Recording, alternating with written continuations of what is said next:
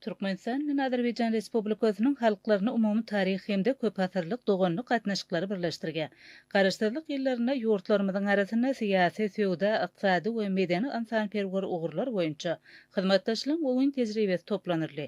Mejlisiň dowamyna oň gatnaşyjylar, iki ýurduň ministrlikleriniň we pudoklaryň dolanyrşy idaralarynyň wekilleri, prezidentler Serdar Berdimuhammedow hemde Ilham Aliýewiň ýygdarly tagallalary bilen döwletara gatnaşyklaryň ýokary derejä ýetirlenigini, onun hoşniyetli goňşuçylyk we özara hormat goýmak ýörelgilerini esaslanýanyny kanagatlanma bilen belletdiler. Nagtalşy ýaly ýokary derejedäki saparlar möhüm ugurlarda iki taraplyň hyzmatdaşlygy ilerletmek üçin uly mümkinçilikler açýar. Şunun bilen baglykda taraplar hormat prezidentimiň şeýle iýun aýyna Azerbaýjan Respublikasyna amala aşyran döwlet saparynyň ähmiýetini belletdiler. Onuň dowamyny ugurdaş ministrlikleriň we pudoklaryň dolanyrşy idaralarynyň arasynda resmi namalaryň toplumyna gol çekilmegi, ýurtlarymyzyň arasynda gatnaşyklary gadaklanma bildirilýän giň ugurlarda ösdürmäge şert töredýär. Saparyň dowamyna Türkmenistana dostluk newit tankeriniň sowga tökmüne goşulmagy, Türkmen Azerbaýjan gatnaşyklarynyň miðemedligini görkezen nowatdaky waka boldy.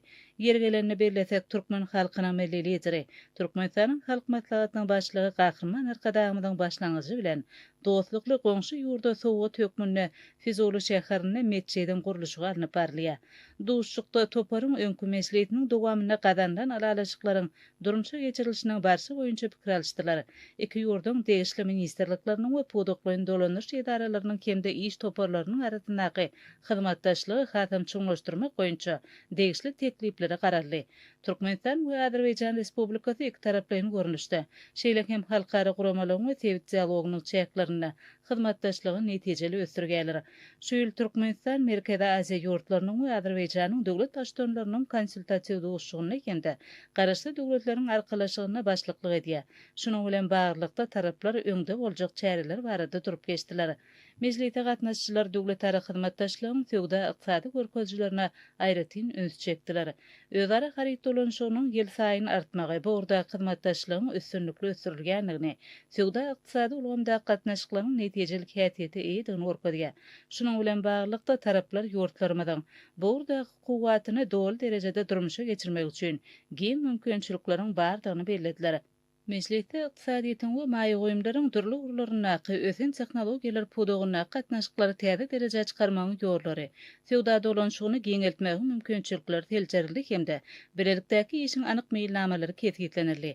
Toparyň agdalary iş ugurlyk ugry boýunça özara duşuşyklary, iş ugurlyk maslahatlary ýygdarly etapda geçirmegiň zerurdygyny öz çekip, şeýle çäreleriň özara söwda dolanşygynyň möçürlerini artmagyna kuwatly itergi berjekdigini bellädiler. Newit gaz we elektr energetika ulgamyna hyzmatdaşlyk garak maslahatlaşmalygyň esasy mazmuny düzdi.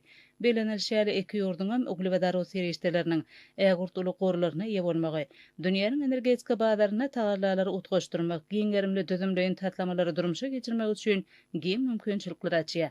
Häzirki döwürde tebit we ählimum derejede durnukly ösüşiň aýrylmaz şerti hökmünde bu ugurlaryň ösdürilmegine uly ähmiýet berilýär. Häzirki wagtda Balkan vilayetiniň Türkmenbaşy etrawyna kuwatlygy 1574 megawat bolan täze elektrik stansiýasynyň gurulşynyň alınıp barylmagy, elektr energetika ulgamyna hyzmatdaşlygyň geljegini arak maslahatlaşmak üçin esas töredýär. Mejlisde iki ýurduň arasynda uly logistika üstäşir geçirmek, sanly ösüş we telekommunikasiýa urlaryna hyzmatdaşlygyň häzirki ýagdaýy we geljek mümkinçilikleri geňişligini arak maslahatlaşyldy. Iki ýurduň geografik taýdan amatly yerleşmegi, sewitde üstäşir geçirişiň möçürleriniň artmagy, döwrebap uly infrastrukturalarynyň mümkinçiliklerinden netijeli peýdalanmagy şertlendirgen. Soňky ýyllarda ýurdumyzda köp ugurly ulgamyny kemale getirmek, hususan deňiz, derýa ulgamynyň gerimini giňeltmek, täze howa, demir ýol, awtomobil ulag merkezlerini we geçirgelerini gurmak boýunça giňerimli işler alınıp barylýar. Türkmenistan bilen Azerbaýjan Respublikasynyň ulgamyna netijeli hyzmatdaşlygy tebit we ählimum ösüşiň bähbedine gönükdirlendir. Ýurtlarymyz halkara ulag geçirgeleriniň ketişýän ýerine möhüm müsaşir geçirjiler bolup çykyş edýärler. Türkmenbaşy halkara deňiz portunyň we Baku halkara deňiz söwda portunyň döwrepleşdirilen tüzümleri Aziýa bilen Ýewropanyň arasynda ýükleri üstäşir geçirmekde iň amatly ýollary öpçün edip, hazır tebitini kuwatly logistika merkezine urýar. Medeni ansanperwer ulgam mejlisde aralyk maslahatlaşylan aýratyn ugur boldy. Geçen ýyl Azerbaýjanyň Türkmenistanyň şu ýyly iýun aýyna bolsa, Aşgabat we Arkadag şäherlerine Azerbaýjanyň medeniýet günleri geçirildi. Arkadag we Füzuli şäherleriniň arasynda dogonluk gatnaşyklarynyň ýoly goýulmagy, meden gatnaşyklarynyň ösdürilmegine möhüm waka boldy. Mejlisde gatnaşçylar ilim, taryh we golýanma edebiýatyny öwrenmek, sport we ýaşlar siýasat ugrularyna hyzmatdaşlygy ösdürmäge gyzyklanmalaryň ullugyny bellädiler. Mejlisde owa hojalyk ady howpsuzlygy, daşky şow goramak, şäher gurulşygy ýaly ulgamlarda iki taraplyň hyzmatdaşlygy ösdürmäge mümkinçiliklerine de gararly.